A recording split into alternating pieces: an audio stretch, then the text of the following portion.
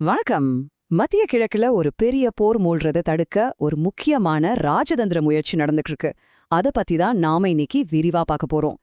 நிலைமை ரொம்பவே மோசமா இருந்துச்சு.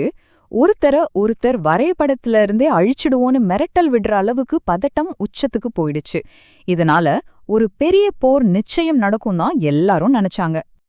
அப்போ இந்த பிரச்சனையில சமாதானம் பேசி தீர்த்து வைக்க யாரு முன்னால வந்தா? யாரும் எதிர்பார்க்காத ஒரு நாடு அமெரிக்கா ஈரான் ரெண்டு தரப்போட நம்பிக்கையும் பெற்று ஒரு மத்தியஸ்தரா உள்ள வந்துச்சு.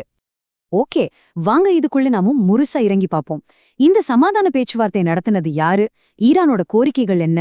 அவங்க கையில இருக்கிற முக்கியமான துருப்புச்சீட்டு என்ன? இதனால உலகளவுல என்னென்ன மாற்றங்கள் நடக்குது? அப்புறம் இந்த அமைதி பேச்சுவார்த்தைக்கு தடையா இருக்கிற விஷயங்கள் என்னென்னு நம்ம ஒண்ணொன்னா பார்க்கலாம். இந்த இடத்துலதான் பாகிஸ்தானோட பிரதமர் ஒரு முக்கியமான வேலைய செஞ்சிருக்காரு. ரொம்பவே பதட்டமான இந்த சூழ்நிலையில அமெரிக்கா மற்றும் ஈரான் தலைவர்கள் ரெண்டு பேரையும் ஒரு பேச்சுவார்த்தை மேசைக்கு கொண்டு வரதுல வெற்றி கண்டிருக்காரு. பாகிஸ்தானால எப்படி இது முடிஞ்சுது?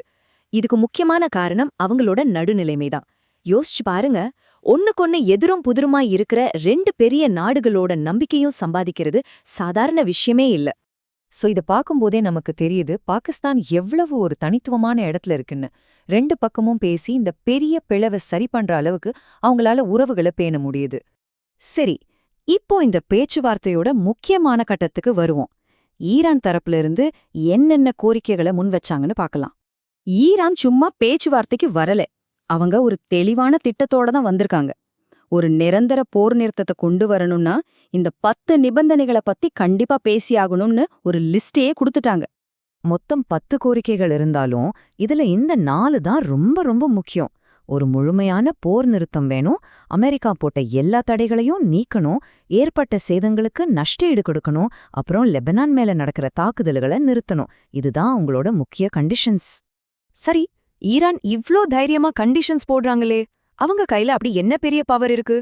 அதுதான் உலகத்தோட மிக முக்கியமான கடல் வழி பாதைகள்ல ஒன்ன அவங்க கண்ட்ரோல் பண்றது. அதுதான் ஹார்முஸ் ஜலசந்தி. இந்த ஜலசந்தி வழியாதான் உலகத்தோட பெரும்பாலான எண்ணெய் வர்த்தகம் நடக்குது.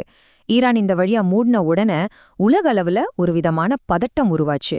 எண்ணெய் எரிவாயு மார்க்கெட் எல்லாம் பயங்கரமா பாதிக்கப்பட்டுச்சு. இதுதான் உங்க கையில இருக்கிற மிகப்பெரிய எக்கனாமிக் வெப்பன். தங்களோட பிடியை இன்னும் அதிகமாக்க ஈரான் அந்த ஜலசந்திக்குள்ள கண்ணி வெடிகளிலும் வச்சிருக்காங்களாம். அதாவது அவங்க நினைச்சா எந்த கப்பலை வேணாலும் உள்ள விடலாம், எந்த கப்பலை வேணாலும் தாக்கலாம்.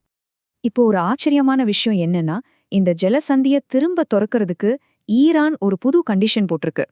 அதாவது இது வழியா போற ஒவ்வொரு கப்பலும் $2 மில்லியன் கட்டணமா கொடுக்கணுமாம். எதுக்கு இந்த காசுனா, இந்த சண்டையால ஈரானுக்குள்ள சேதமான சுமார் 11,000 இடங்களை சரி செய்யறதுக்கு இந்த பணத்தை பயன்படுத்த போறாங்களாம்.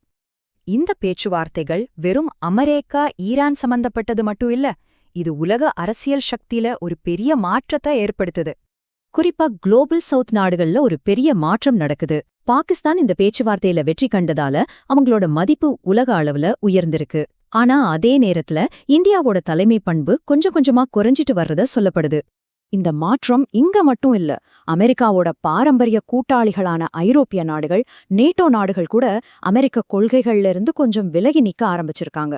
இந்த சூழ்நிலையால ரஷ்யாவுக்கும் சீனாவுக்கும் தான் பெரிய லாபம் சொல்லப்படுது. அவங்க செல்வாக்கு அதிகமாகுது. ஆனா இவ்ளோ தூரம் பேச்சுவார்த்தை நடந்தும் ஒரு ஒப்பந்தம் கையெழுத்தாகிறது அவ்ளோ சுலபம் இல்ல. ஏன் தெரியுமா?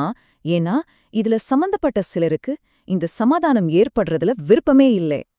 இங்கதான் ஒரு பெரிய முரண்பாடே இருக்கு. ஒரு பக்கம் அமெரிக்கா சமாதானம் பேச முயற்சி பண்ணுது, ஆனா அவங்களோட முக்கிய கூட்டாளியான இஸ்ரேல் இந்த போர் தொடரணும், பாலஸ்தீனத்தை அழிக்கணும்னு நினைக்கிறாங்க.